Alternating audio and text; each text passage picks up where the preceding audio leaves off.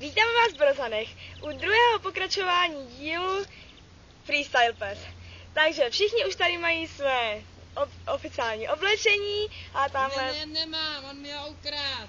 Ano, někdo někomu ukradl oblečení, ale už se tam připravujou. Takže se pojďte s náma podívat.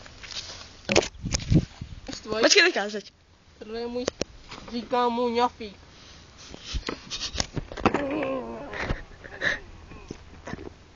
Jdem.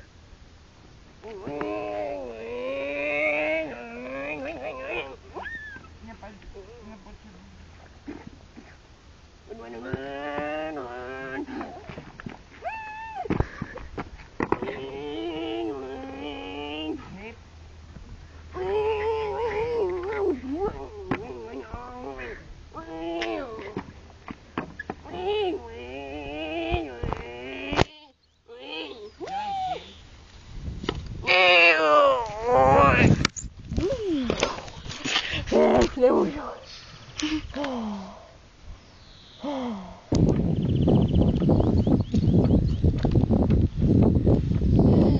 To je makačka.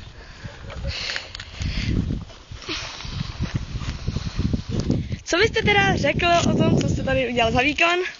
No, tady ten výkon byl tak na 3/4. Jako jinak jezdím prostě naplno, no, ale dneska jako už jsem měl za sebou dlouhý trénink. Tak nemůžu to přehánět, víte. Každý den tak 2-3 hoďky na pso, ani navíc ne.